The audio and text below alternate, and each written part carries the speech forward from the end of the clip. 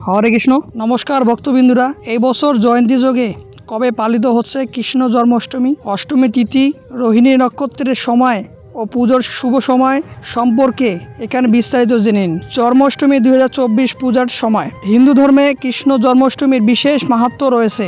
ভাদ্রপদ মাসের কৃষ্ণপক্ষের অষ্টমী তিথিতে কৃষ্ণ জন্মাষ্টমী পালিত হবে। শ্রীমদ্ভাগবত পুরাণ অনুযায়ী অষ্টমী তিথি রোহিণী নক্ষত্র বিশ্বলগ্ন ও বুধবারে মাঝরাতে মথুরার কারাগারে কৃষ্ণ জন্মগ্রহণ করেন।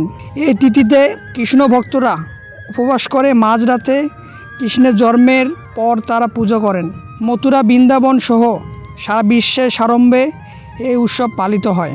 এই বছর কবে জন্মাষ্টমী তা বিস্তারিত জেনে নেওয়া যাক। ভারতে কৃষ্ণ জন্মাষ্টমীর শুভক্ষণ তিথি সময়। অষ্টমী তিথি শুরু 26শে আগস্ট 2024 ভোর 3:40। বাংলাদেশে কৃষ্ণ জন্মাষ্টমীর শুভক্ষণ তিথি সময়। অষ্টমী তিথি শুরু 26শে আগস্ট 2024 ভোর 4:10। ভারতে কৃষ্ণ জন্মাষ্টমীর শুভক্ষণ তিথি সময়। অষ্টমী তিথি সমাপ্ত 27শে আগস্ট 2024 সকাল 2:20।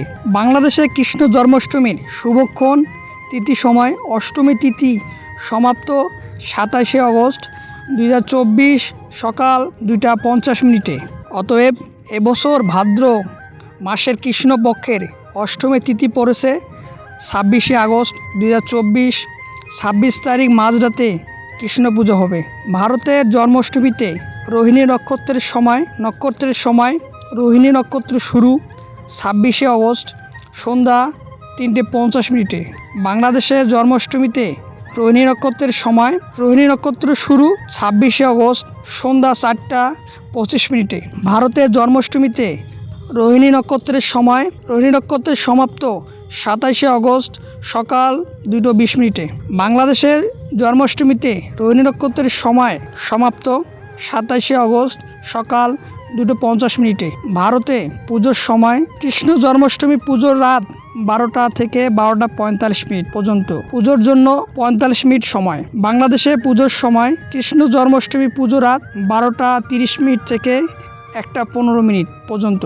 পুজোর জন্য 45 মিনিট সময়। ভারতে ব্রতভঙ্গ 27শে আগস্ট 2024 সকাল 11টা পর্যন্ত।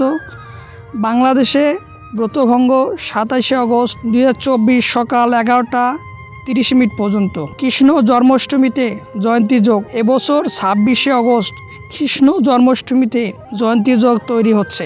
শাস্ত্র অনুযায়ী জয়ন্তী যোগে জন্মাষ্টমীর ব্রত করলে অক্ষয় পূর্ণ ফল লাভ করা যায়। কৃষ্ণের কৃপায় সুখ সমৃদ্ধি লাভ সম্ভব হয়। কথিত আছে যে ব্যক্তি এই যোগে জন্মাষ্টমী ব্রত পালন করেন তারা বৈকুণ্ঠ লাভ করেন। এবছর গৃহস্থ ও বৈষ্ণবরা একই দিনে কৃষ্ণ জন্মাষ্টমী পালন করবেন। ভিডিওটি ভালো লাগলে লাইক করবেন, কমেন্ট করবেন এবং সনাতন ধর্ম প্রচারের জন্য চ্যানেলটিকে সাবস্ক্রাইব করে আমাদের পাশে থাকবেন। ভালো থাকবেন, সুস্থ থাকবেন, সবসময় ডিএসডি মন্দির চ্যানেলের সাথে থাকবেন। নমস্কার।